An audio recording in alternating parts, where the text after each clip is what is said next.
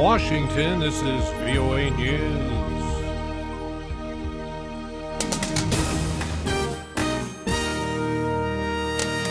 I'm Ray Kouguell reporting. President Barack Obama gives his annual State of the Union address 2 hours from now. He'll be facing a new Congress dominated by opposition Republicans hostile to his call for higher taxes on the wealthiest Americans. Domestic concerns are expected to top his address.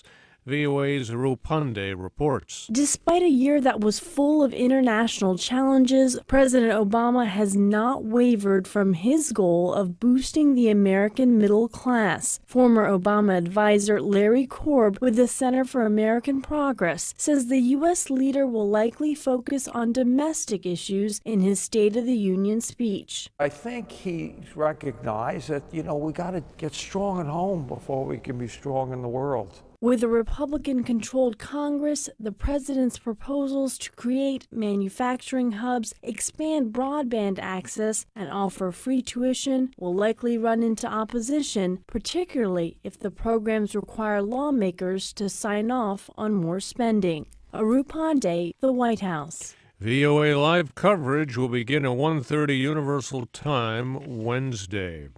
Yemen rebels have seized the presidential compound in Sana'a. Houthi rebels attacked the president's home Tuesday.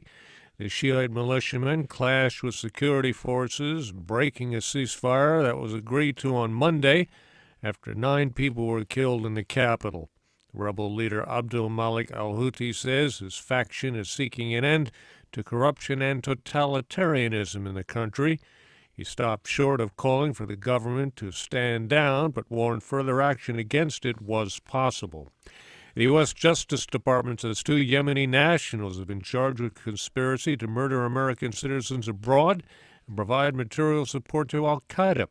A complaint and arrest warrant were unsealed Tuesday in U.S. District Court in New York City. I'm Ray Kouguell in Washington, and this is VOA News. Police in southern France have arrested 5 Chechens on suspicion of planning an attack. The arrests took place in the city of Montpellier and the town of Béziers. A local newspaper reported an explosives cache was also found near a stadium in Béziers. Japan's government is vowing not to give in to demands from Islamic State militants who are threatening to kill 2 Japanese citizens being held hostage.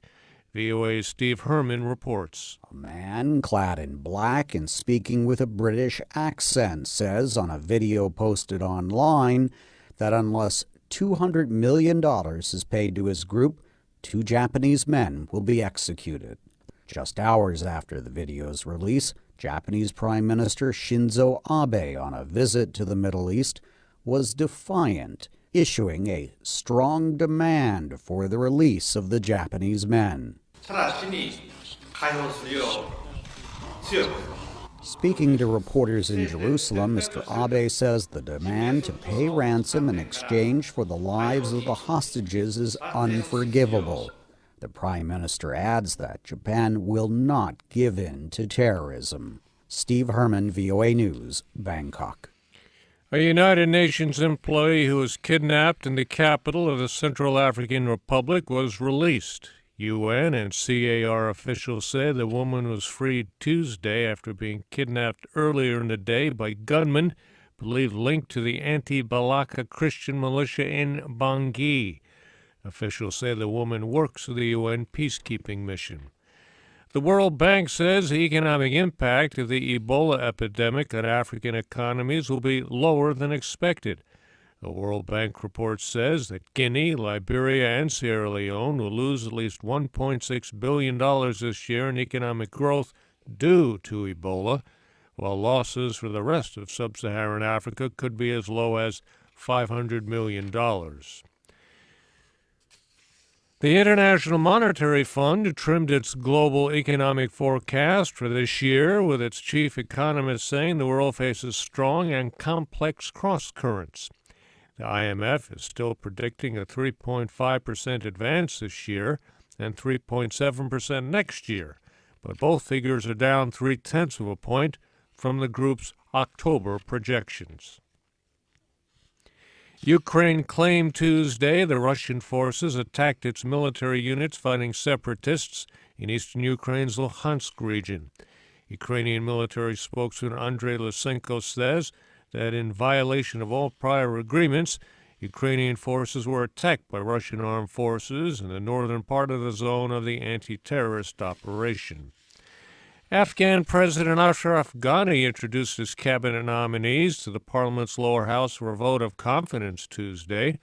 The move came almost 4 months after Ghani took office because of prolonged negotiations with his election rival turned coalition partner, Abdullah on finalizing the list. I'm Ray Kouguell in Washington.